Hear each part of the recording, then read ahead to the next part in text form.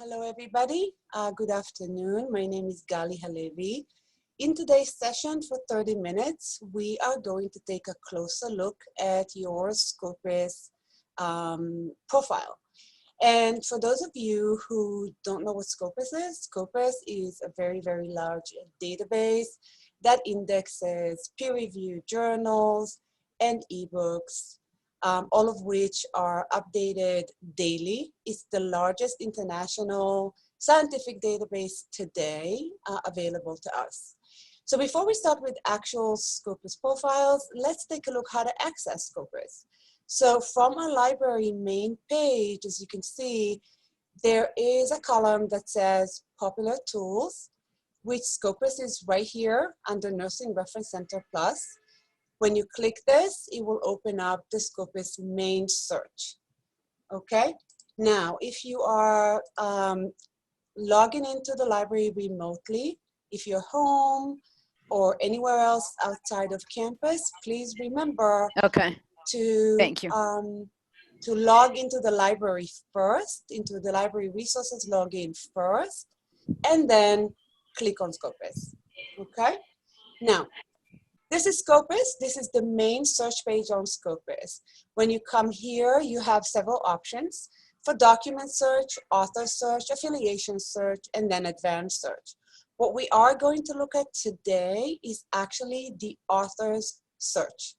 Now, every one of you, once you publish an article or you publish a conference paper that is indexed in Scopus, your profile is created automatically. You cannot create a profile in Scopus. What Scopus does, it takes your first name and last name, the publication, the affiliation that you indicated in your publication, and it creates a profile for you. I'm going to use my profile for the session today, but each one of you can check for his or her own profiles on Scopus while going into the author search, putting in your last name and your first name, and then clicking search. Now, sorry, I have a quick question. I missed it, the first few sentences before when I was trying to log in. How did you get to the Scopus page on the Mount Sinai website? Sure, yes. So on the library website, when you go to library.mssm.edu, right? You go into the main page. You see these popular tools here? Yes. So Scopus is there, I see. Right there. And I was just reminding people that when they are working remotely, the first step will be to log into the library first and then click on Scopus. If you click on Scopus remotely without logging in, you will not be able to use it, okay? It doesn't recognize you. Logging into the library is just with your network ID and password is the same as you log in anywhere else, okay? Thank you, yes, thank you. Sure. So we are in Scopus, right? We search for my name, last name and first name, and now I see, luckily, right, there's only one of me for now in Scopus. Sometimes you will see a list of results when a name that is, very common name, very popular name, you will see more than one result. And the way to identify the right person is basically by looking at their affiliation, right? And then it gives you a hint as to who that person is, right? If you have a John Smith or other popular names like that, you might see a long list. So then it's better to do first name, last name, and affiliation, right? Just to narrow the amount of results that you see, okay? Now, when you find your profile, you'll see that your name is a link. So when you click on your name or somebody else's name, by the way, you can search for anybody. This is what's nice about Scopus profiles. They are created automatically. They are updated automatically. And you can search for anyone on this database. And another thing that's nice about a Scopus profile, it really gives you a lot of information about that researcher. And this is what we are going to be looking at today. All right? So Under my name, there's an author ID, okay? This is an automatic number that is generated by Scopus. There's no way to change it. It's just automatically generated. It's like your individual social security number on Scopus. It's a unique number to you. And underneath, you can see I also linked my Scopus to my Orchid ID as well. So those of you who don't know what Orchid is, which I'm sure most of you know, Orchid is a non-for-profit organization. It offers a profile that you create for yourself. And if you notice, when you submit papers to journals, they are most likely to ask you for your Orchid ID. That means that when you put your unique ID into your submission, then your name is attached to the right article, and there's no way to mix up somebody else with the same name with your publication. We're going to do a session on Orchid that will be separate, but in the meantime, if you want to learn more about Orchid, just go to orchid.org and read about it. You can create your own profile for free and connect it to your Scopus profile, and I'm going to show you how to do that, okay? Any questions so far? All right, so what else do we see? We see my affiliation, obviously it's here. If you have more than one affiliation, if you moved or if an author moved from one institution to another, affiliation to another, you can click on View All, and you see now it gives you a history of where I published. I was at Elsevier for a while, and I published there between 2013 and 16, and then started publishing at the Icahn School of Medicine. Some people with longer history of publications than myself, when you click on View All, it will give you a list of their history. You can really follow where they've been working and publishing through the years. It's really interesting, especially when you're looking for collaborators, if you're looking for people in a certain country, or if you're looking for people in a certain affiliation. This type of information can really, really be useful. Okay, so that is under affiliations, View All. It will give you the list of all the affiliation that that person published in. Areas of interest are here. Those are taken from a larger categories in Scopus, right? Those are not very specific.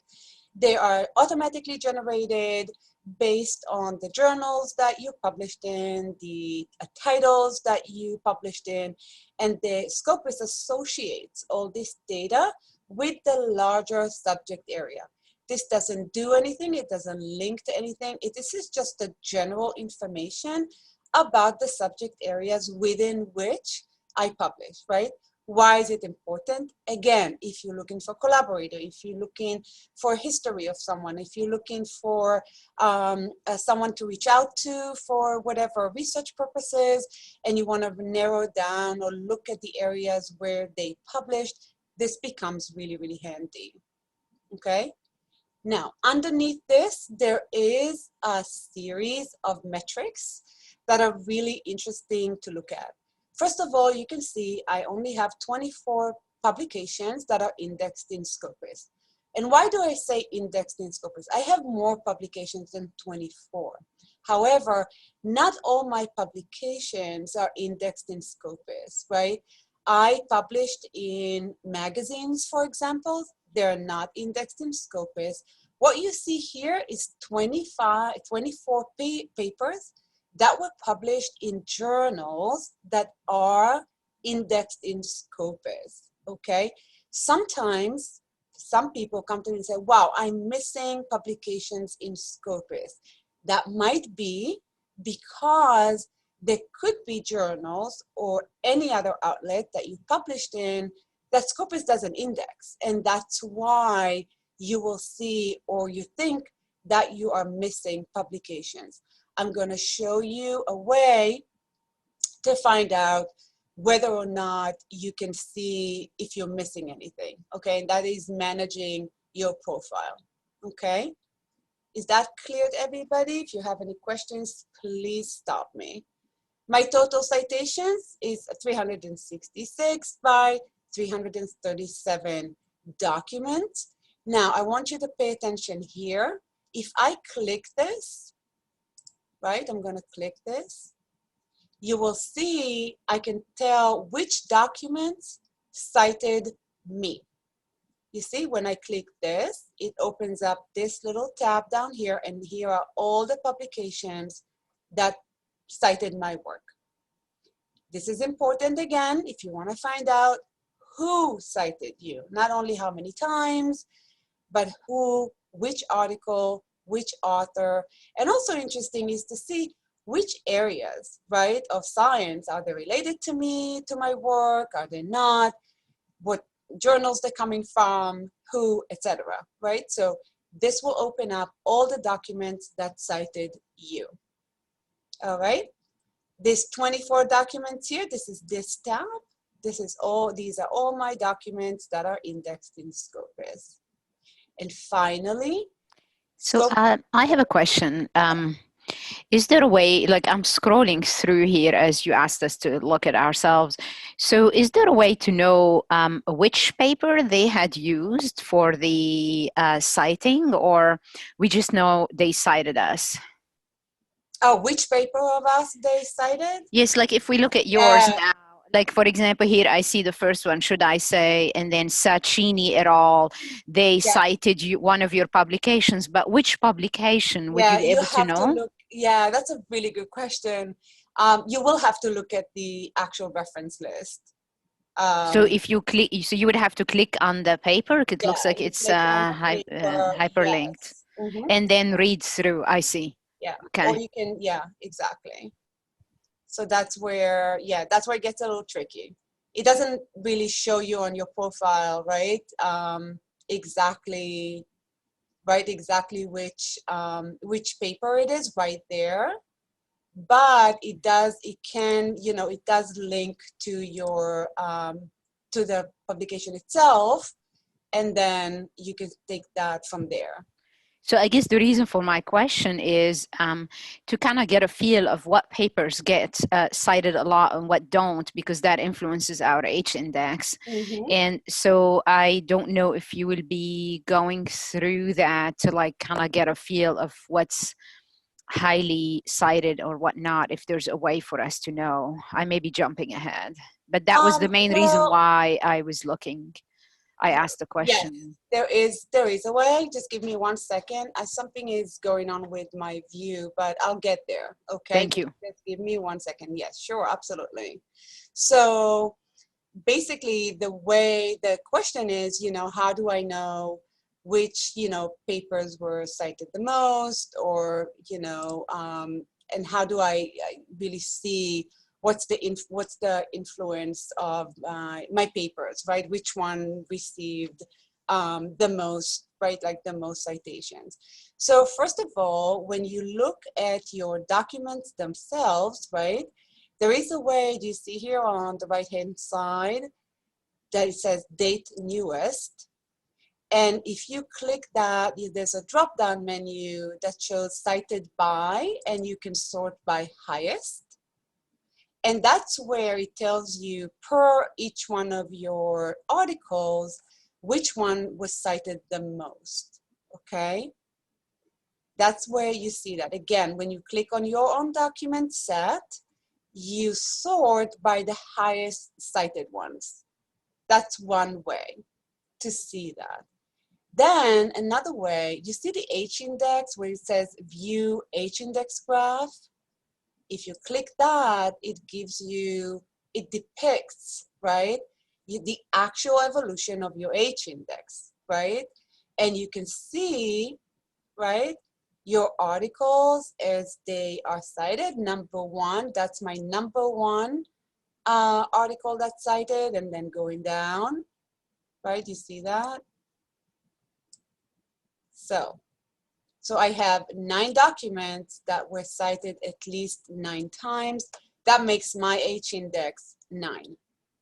Okay, so 2 ways to do it. A, looking at your set of documents and sorting by citations, and then, or taking a look at your actual H index, right? Calculation, which is available to you right here with the number of citations. Okay. Thank you. And another thing that opens up, right, when I look at this, if you look here, there's a nice analysis, and this is for every profile, analysis of the documents by source, right? Which journals do you publish in the most, you or somebody else that you are looking for within the Scopus ID, right? So this gives you a nice overview of the journals where they publish the most. Also, you can also analyze by type, right? So most of my publications are articles, some of them are conference papers, very few book chapters, reviews, and so on, right? So when you're looking at your profile or somebody else's, you can also see the type of publications and the source of publications. A year graph will show you your publication by year, right? The trend by year. And the subject gives you an overview of all the subject areas like we saw before that my research touches on, right? So computer science, I have 19 articles that are assigned to computer science. I have 18 that are assigned to social sciences, et cetera, okay? And what's nice is when you're here, you can also see everything is reflected in this table on the left-hand side. So if you want to look at all the documents in my research that are related to computer science, again, everything is a link. So you click that and you have the list of documents that are associated with computer science. Okay, so in a scenario, right? In a scenario, for example, that you're looking for, and you know what, I'm gonna pick on someone else. Is there anybody in the audience that I can search for? Yes, I'd like you to try me. Gordon? It's Mirna. Oh, sorry, somebody else volunteered. No, that's okay, that's okay. What's your last name? Shehadi, C-H-E. C-H-E. H-A. H-A. D like David, E. Okay. And my first is M like Mary, I. Uh-huh. R. N like Nancy, A. A. All right, let's see. All right, there's only one of you. That's wonderful. Always one of me. Yeah, that's you. There's one of you in Scopus. Wow, impressive. 65 documents. You see here, there's a name variation under your name. So you publish something under, how do you pronounce it? I'm sorry. Shehadi. You see, there's a name variation. So if I click on your profile, and you know, I'm just looking at this and it's, they changed the layout, which is quite funny. But you see your affiliation is here. If I look at your author info, you see, I can see where you published before. Do you recognize these places? It's all Mount Sinai, yes. I think I didn't realize if you listed it a little bit different, it puts it differently. Exactly, it puts the departments. If you list the departments, it would put the departments, right? But yeah, you can tell, right, the different departments or the different areas at Sinai where you work. Right? But it picked one that says Chicago, even though I've never been in Chicago, 2005. That's us, Mount Sinai, New York. Yeah. I don't know why it says Chicago. Yeah, we can take a look at that if we have a little time, but that's an interesting question. But you see your profile is, has all these subject areas attached to it. You can definitely go and analyze your publications again, sorting by cited by the highest, right? And then if I look, you see on the left-hand side, when I look at your H index, I can open this up. And again, it will show you, right, the highest cited paper that you have. And then here you go. That's your 24. That means 24 of your articles were cited at least 24 times. Another interesting thing that I want everybody to notice in your profile is that Scopus also recognizes your co-authors.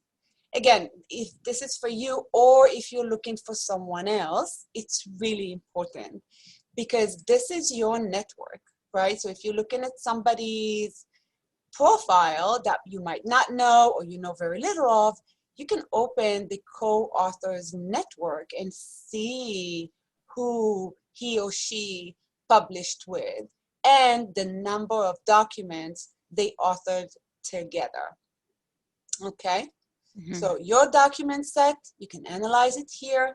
You can analyze all the documents that cited your work overall, and you can look at the co-author network of an author to see who they published with. And if you click on the numbers, it will just open up the list of publications they authored together. Okay, you see here, Myrna and Evan, they have different, Scopus IDs, obviously, and these are all the documents that you published together. Okay, maybe for you as an author, you know who you published with, maybe that's not important, but when you are researching somebody else, it becomes an important piece of information. Topics, as we say, again, these topics are a little bit more granular than the, general subject areas we've seen before.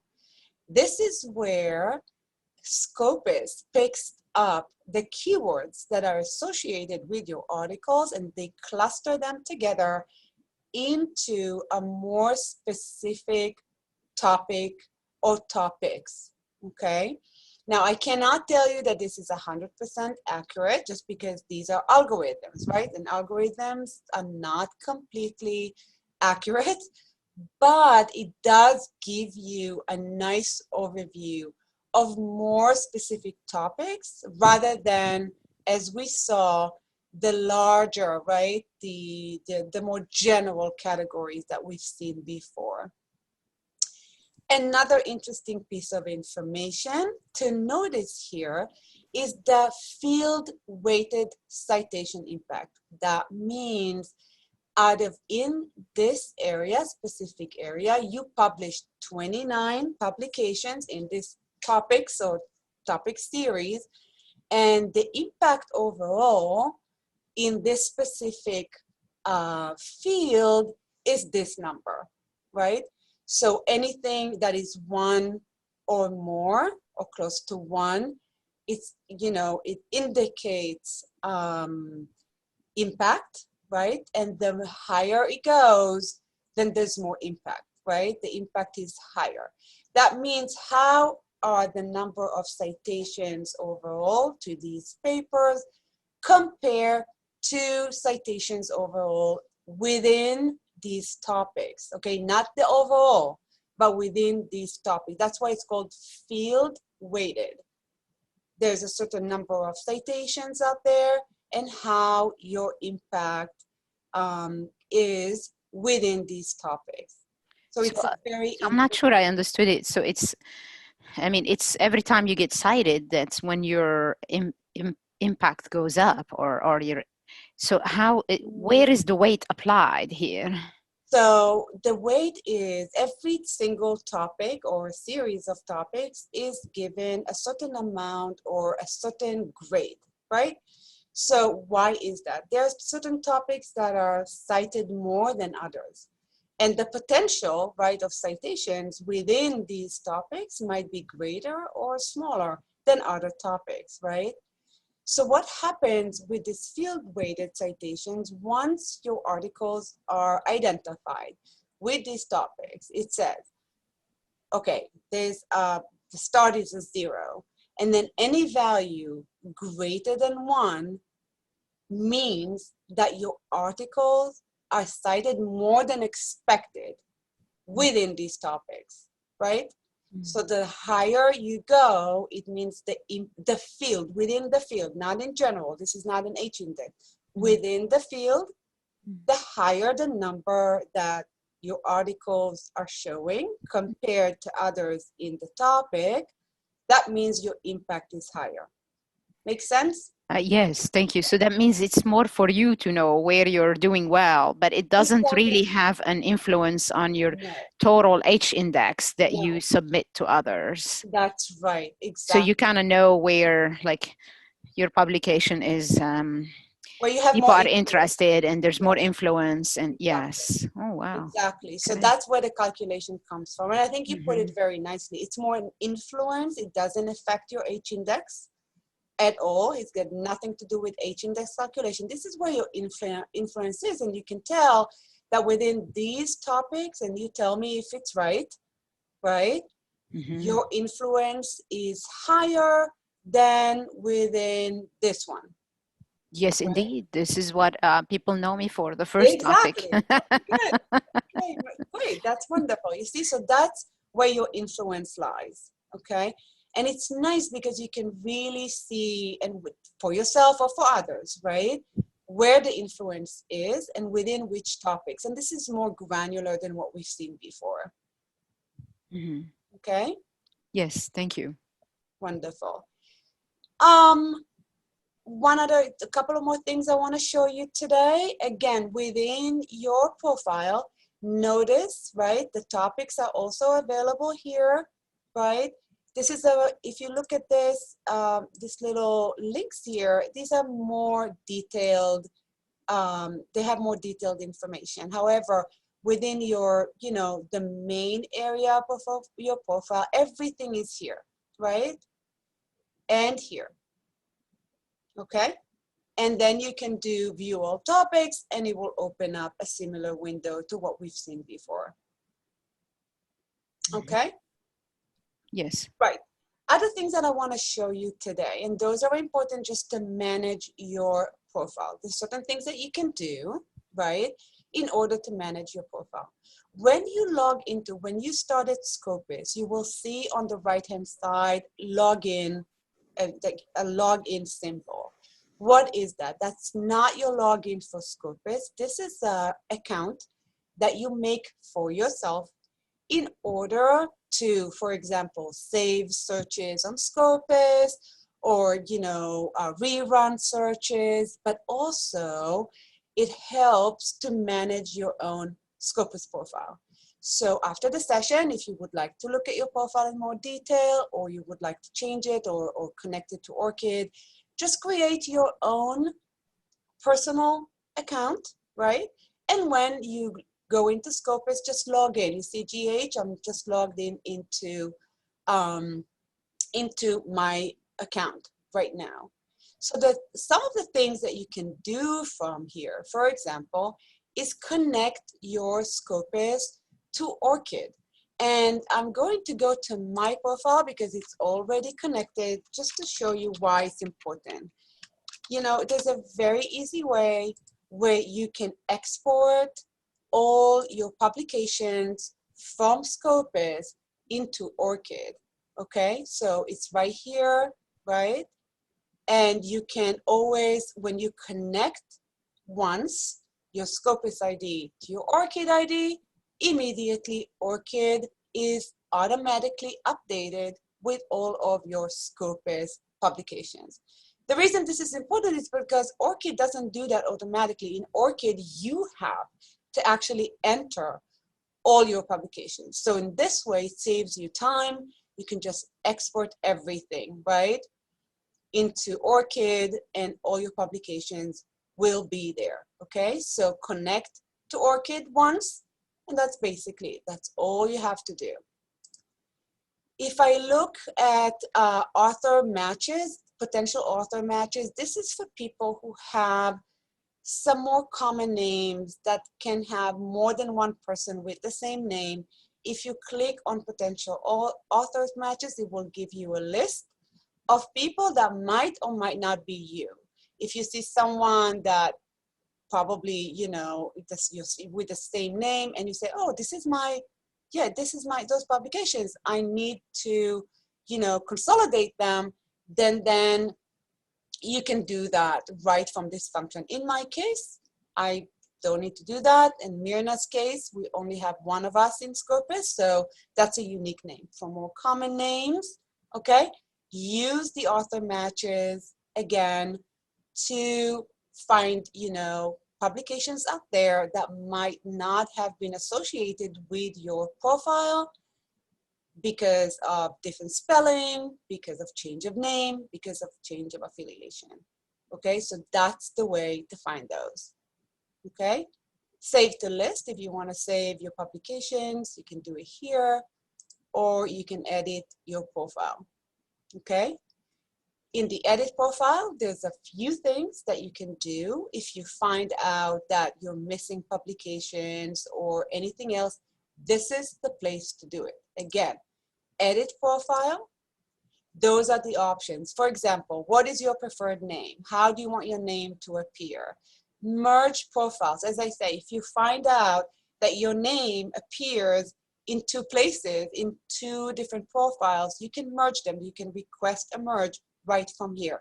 But again, remember, you need to log in to your personal account. You can add or remove document, right, if something is missing, or update your affiliations.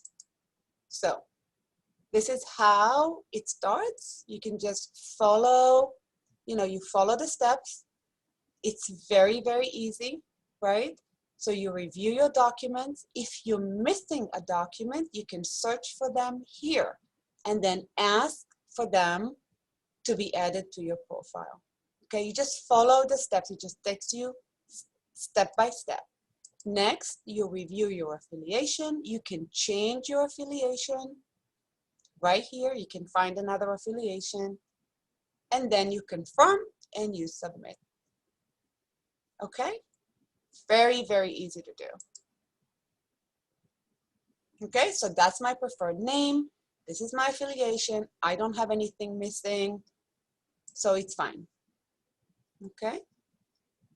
And it's going to send you, once you log in, again, once you log in, it will send you a confirmation email.